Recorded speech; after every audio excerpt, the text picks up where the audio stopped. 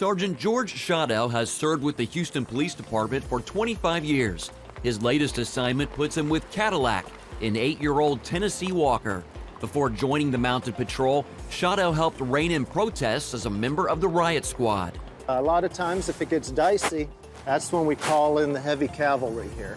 And after watching Mounted perform enough, I figured, I'd rather be on a horse than on foot handling that. While it's often a relaxed pace in downtown Houston, that doesn't mean this team isn't prepared.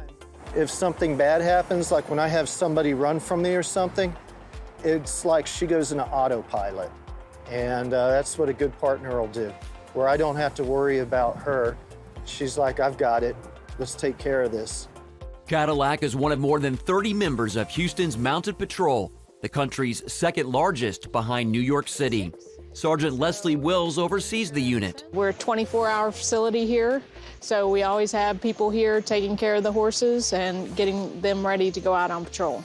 I'm here with Shadow. He's a 15-year veteran of the Mounted Patrol. His partner says they brought him here when he was just 2 years old, and it took him about 2 years to get him ready to patrol on the streets.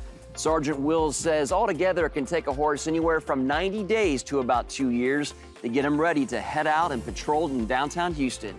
Mounted patrol, as opposed to, let's say, bike patrol or even in a car, we are able to get into areas that others aren't.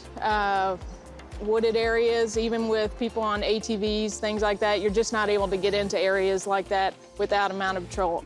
Officer Meredith Villarreal trains officers and animals to be effective partners. You want to build their confidence first, because we're not going to be able to be successful with them downtown unless they have the confidence and the trust in us as humans and partners that we're not going to put them in situations that they feel is dangerous or harmful to them. Villarreal took 6-year-old Admiral through an obstacle course to show us some of the elements of the training. And so stuff like this, it's a teeter board. It gets him used to walking over things that may change in elevation.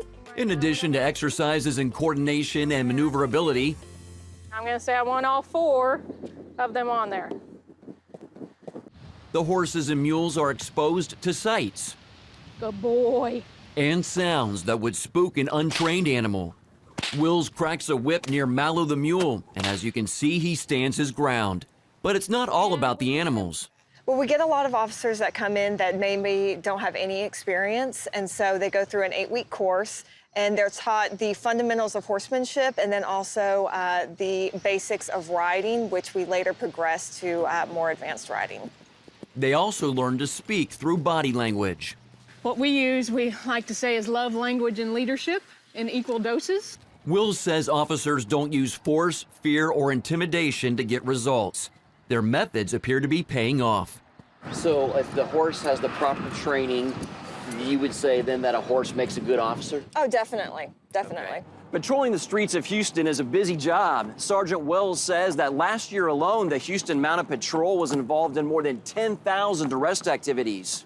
The goals of the Mounted Patrol involve the 3 C's: crime. We look for, bad guys doing bad things or try to help people that need help. Crowds and community. Whether it's on the streets or at the stables, the presence of a horse seems to put people at ease.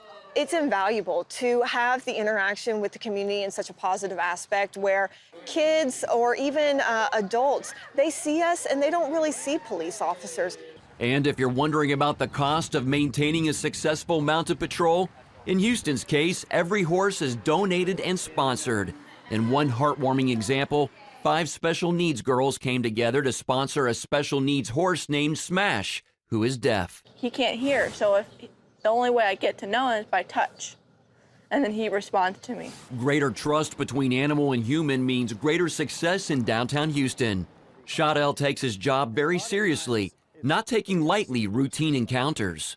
I had somebody earlier today that was listed as a missing person, a homeless person.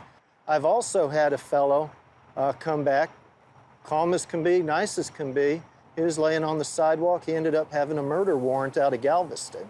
He says he believes everything happens for a reason. I'm just, doing the Lord's work as I go along. Just one example of a type of policing rooted in history that still meets needs today. Mark Martin, CBN News, Houston.